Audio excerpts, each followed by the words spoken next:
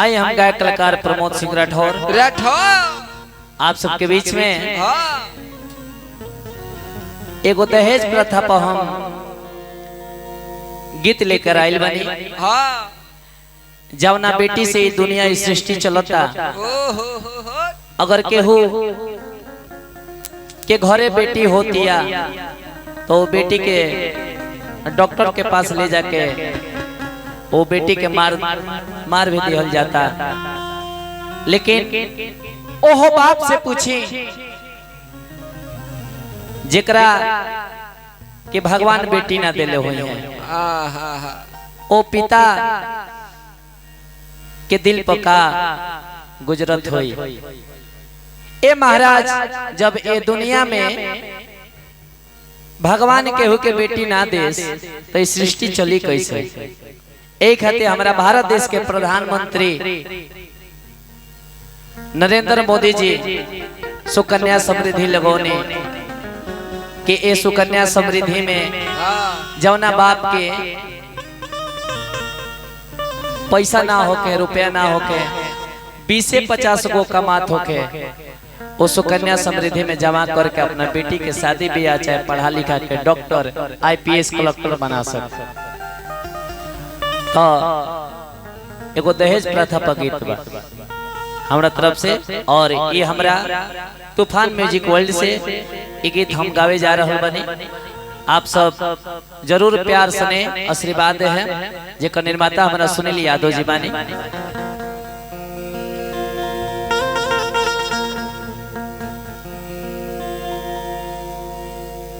कि गर्भा में बिटियन के अरे मारा जन कोई हो, अरे मारा जन कोई हो, अरे बेटिए न रही तो, बेटिए न रही तो बेटा कैसे होई हो, बेटिए न रही तो बेटा कैसे होई, बेटिए न रही तो बेटा कैसे होई हो, बेटिए न रही तो बेटा कैसे होई हो। गर्भा में बिटियन के मारा जान कोई हो,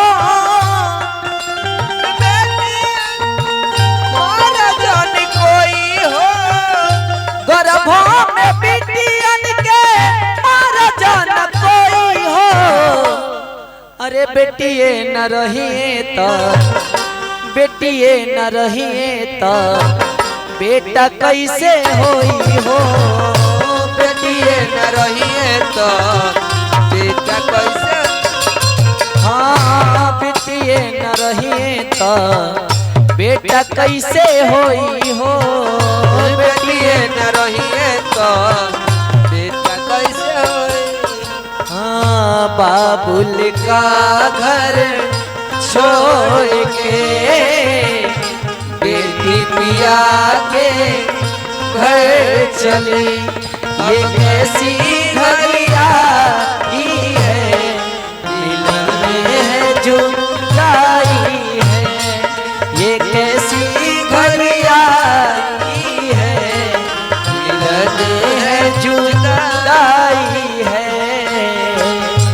बाबुल का घर छोड़ के बेटी पिया के घर चली, ये कैसी घड़िया ही है, मिलन है जुदाई है, ये कैसी घड़िया ही है, मिलन है जुदाई है। बेटिए न रही तो बेटा कैसे होई हो, बेटिए न रही तो बेटा कैसे। ये महाराज, जेकरा के भगवान बेटी ना देले हुई हैं, वो अगर कन्यादानो सुनील भैया वो जब करे ले तो दूसरा केहू के आपन बेटी समझ के अपना जगह पर बैठा के आ तब उ बाप के आपन बाप बना के आ तब जाके कन्यादान करेला लोग काहे खातिर तरन तारा खातिर ना जी। ये दुनिया में कई गो दान बा, गौ दान, अन्न दान, धन दान, बेटी दान, पैसा दान, उहे धन हम कहने ना जी। तो धन कई प्रकार के होला आ धन कई प्रकार के ना, दान कई प्रकार के होला, वस्त्रो दान होला। लेकिन जे कन्यादान करेला ओकरा दिल पर का गुजरत होई जब वो अपना बेटी के 9 महीना वो मातारी गर्भ में ढो के और बेटी के पढ़ा लिखा के दूसरा के बाह धरा दहल जाता। बेटी नैहर में पोसातिया पलातिया आ एक दिन वह बेटी ससुरा चल जाती है ना जी। तो यही से बेटी के बोलल गइल बा पराया धन। बेटी के रुआ पोसी पाली लेके बेटी पराया धन हो। उहे बेटी केहू के माई बिया, उहे बेटी केहू के बहिन बिया, उहे बेटी केहू के पतोह बिया, उहे बेटी आपन बेटी भी बिया। बेटिए नुमाई होली, बेटिए बहिनिया, लक्ष्मी के रूप बेटी जाने सारी दुनिया, जाने सारी दुनिया, लक्ष्मी के रूप। सुनील भैया एगो ये जवा अलग कैटेगरी के यही में अलग ये तरीका से गीत के गायब हमरा डॉक्टर नरेश कुमार जी गांधीनगर बरौली से बहुत बहुत वहाँ के भी पुरस्कार दिले बने। हाँ हाँ अच्छा छोटे लड़का के डॉक्टर बने हमरा डॉक्टर नरेश कुमार जी गांधीनगर बरौली। हमरा प्रदीप मोबाइल खुशी मॉल ना जी, प्रदीप यादव जी बहुत बहुत पुरस्कार वहाँ को भेजले बने। और ये जौन रिकॉर्डिंग हो रहा बा, ये जौन हम गीत गा रहा बनी दहेज प्रथा पर, हमरा तूफान म्यूजिक वर्ल्ड जेकर निर्माता हमरा सुनील यादव जी बने।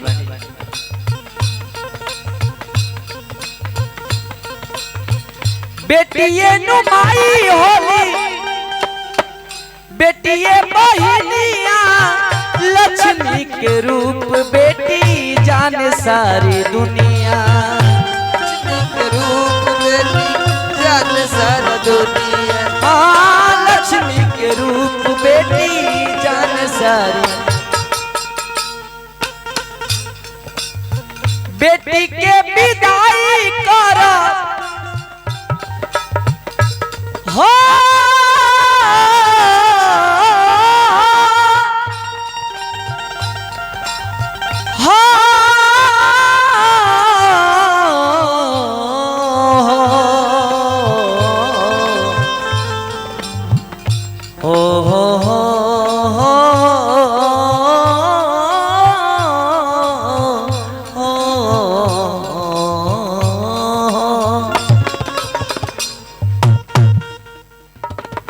बेटी के विदाई करस, बेटी के विदाई करस, बाबूजी भी रोई हो।